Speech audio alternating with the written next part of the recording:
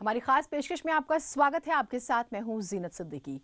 बलिया की बेटी नेहा सिंह का गिनीज वर्ल्ड रिकॉर्ड में नाम दर्ज हुआ है। नेहा सिंह ने खनिज रंगों से भगवत गीता पर आधारित मोक्ष का पेड़ नाम की पेंटिंग बनाकर ये कीर्तिमान बनाया।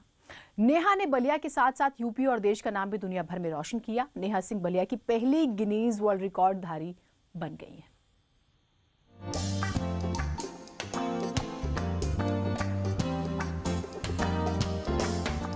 कुछ अलग करने का हौसला और मजबूत इरादे हो तो कोई भी सपना सपना नहीं रह जाता। बलिया की बेटी नेहा ने भी एक सपना देखा था कि उसके जिले का नाम विश्व स्तर पर जाना जाए, लेकिन ये सपना खुली आंखों से देखा गया था। शायद इसीलिए वो ख्वाब मुकम्मल हो सका। नेहा ने लॉकडाउन के दौरान अप्रैल में घर बैठकर खनिज रंगों से एक पेंटिंग बना डाली। खनिज रंगों से भगवत गीता पर आधारित मोक्ष का पेड़ नाम की इस पेंटिंग का साइज 62.72 स्क्वायर मीटर यानी कि 675.36 स्क्वायर फीट है। बलिया का नाम पहली बार गिनीज वर्ल्ड रिकॉर्ड में दर्ज हुआ है। ये फर्स्ट टाइम है और बीएचयू के 100 वर्षों के काल में पहली बार किसी ने अध्ययन के साथ साथ गिनीज वर्ल्ड रिकॉर्ड में अपना नाम दर्ज कराया है। तो डीएम सर यहाँ पे पेंटिंग देखने आए थे जो 62.72 स्क्वायर मीटर था, जिनका उन्होंने बधाई भी दिया और साथ ही गिनीज वर्ल्ड रिकॉर्ड का जो सर्टिफिकेट है उन्होंने सर्टिफिकेट भी दिया। नेहा ने अपनी पेंटिंग में भगवत गीता के 18 अध्यायों को पेड़ के 18 शाखाओं में और एक शाखाओं में 1 से 18 पत्तों का चित्रण करके ऊपर कमल और ओम से मोक्ष प्राप्ति का सुंदर चित्रण प्रस्तुत किया है। काशी हिंदू विश्वविद्यालय के वैदिक विज्ञान केंद्र के पहले सत्र की छात्रा नेहा सिंह वैदिक साहित्य में ज्यादा रुचि होने के चलते ललित कला में पोस्ट ग्रेजुएशन करने के बाद से ही वैदिक विज्ञान, उपनिषद, भगवत गीता, भारतीय संस्कृति जैसे विषय में लगातार शोध कर रही हैं। नेहा ने पेंटिंग को रसड़ा तहसील इलाके के डेहरी गांव में अपने घर के बाहर लगाया है। नेहा सिंह ने Guinness book of world's record में अपना नाम दर्ज कराया है और वो रिकॉर्ड इस आशय का बना है। नेहा के पिता बीएसएफ में हैं। अब इलाके के लोगों को भी अपनी इस बेटी पर गर्व हो रहा है। बलिया से न्यूज़ 18 के लिए मनीष मिश्रा की रिपोर्ट। पहले वाराणसी की हरी मिर्च, फिर बनारसी सांभा चावल और अब लगभग हर सब्जियां और फल विदेशी बाजारों में बिकने के लिए तैयार हैं। ग्लोबल बाजार में अपनी शानदार धमक जमाने वाले बनारस के किसानों की अब सभी सब्जियां, फल और चावल ओमान में बिकेंगे और इसके लिए जल्द ही दोनों देशों में करार होने वाला है। फिलहाल वर्चुअल बायर सेलर मीटिंग के जरिए दोनों देशों के दूतावासों की पहल पर आयात और निर्यात को लेकर अहम फैसला हो गया है।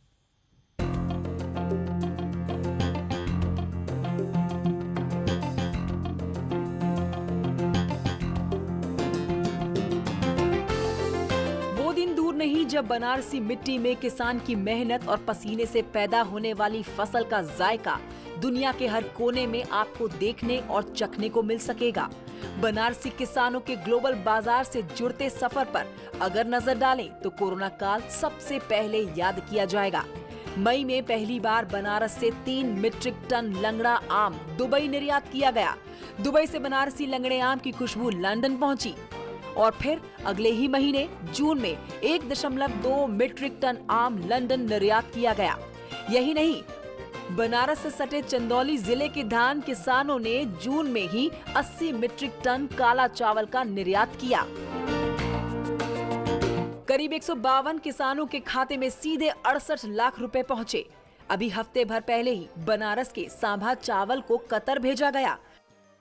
बनारस में एग्रो एक्सपोर्ट हब बनाने की दिशा में एक और महत्वपूर्ण कदम उठाते हुए सरकार ने 3 दिन पहले ही एपीडा का कार्यालय बनारस में खोला। अब काशी के केला, आंवला और फूलों को भी विदेशी बाजार में भेजा जाएगा। तो प्रमुख तौर से साग, सब्जी, फल जो महत्वपूर्ण है, यहाँ के गंगा का क्षेत्र होने की वजह से उत्पादकता दोनों बहुत अच्छी है, जो अंतर्राष्ट्रीय मानक को लगभग पूरा भी करती हैं। इसीलिए अंतर्राष्ट्रीय बैठक का आयोजन किया जा रहा है जिससे उनको हम बता सकें। दूसरी बात है कि यहाँ पे जो किसानों को जो लाभ हो रहा है, जैसा मैंने आपको पूर्व में ही बताया सरकार बनारस को एग्रीकल्चर एक्सपोर्ट और फूड प्रोसेसिंग के अहम केंद्र बनाने के लिए बुनियादी ढांचे को मजबूत कर रही है, जिससे किसान भी तरक्की के सफर पर कदम ताल कर सके। एयरपोर्ट पर भी बड़े टन की क्षमता वाले जो है कोल्ड स्टोर गोदाम भी खोले जा रहे हैं, ताकि वहां पर किसानों की सब्जियां लाके कुछ दिन रखा जा सके और वहां से उनको एक्सपोर्ट किया जा सके। तो बुनियादी ढांचे को मजबूत करने के साथ साथ विदेशी बाजार को भी बनारस के करीब लाया जा रहा है, ताकि किसान भी अब तरक्की के साथ कदम ताल कर सकें। कैमरा पर्सन पंकज सिन्हा के साथ उपेंद्र द्विवेदी, न्यूज़ 18 वाराणसी। धर्म और आध्यात्म की नगरी काशी में मिनी इंडिया की तस्वीर भी दिखती है, जहां सर्वधर्म संभाव की झलक देखने को मिलती है। एक तरफ घंटों और घड़ियालों की आवाज तो दूसरी तरफ मस्जिद से गूंजती नमाज और गिरजाघरों में कोरल के गीत गंगा जमुनी तहजीब की मिसाल पेश करते हैं। यहाँ मजहबी एकता का संदेश देता एक ऐसा चर्च भी है जहाँ की दीवारें भी गीता का संदेश देती हैं।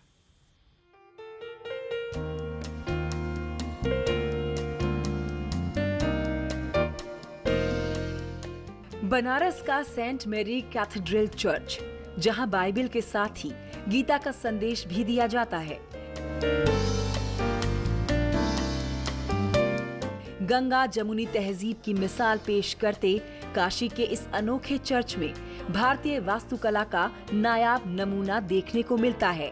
इसका इतिहास सालों पुराना है। इस चर्च में पूरी तरह भारतीय संस्कृति की झलक देखने को मिलती है। तो हम लोगों ने भी जब ये गिरजाघर बनाया तो ये सोच के बनाया कि हम एक ऐसा चर्च बनाएं जो अपने में मंदिर भी लगे और चर्च भी लगे। आप देखेंगे तो इसका नीचे का पोर्शन जो है अष्टभुजा में है, और वहाँ पर अंदर जाएंगे तो आपको संस्कृत के श्लोक भी मिलेंगे, आपको उर्दू के अल्फाज भी मिलेंगे। इस चर्च में ओम, कलश और आम के पत्तों के साथ ही ईसा मसीह का संदेश शामिल है। यही नहीं, इस चर्च में जहां बाइबल के संदेश लिखे हैं, तो वहीं गीता के श्लोक भी बड़े बड़े पीतल की धातु से बने अक्षरों से उकेरे गए हैं।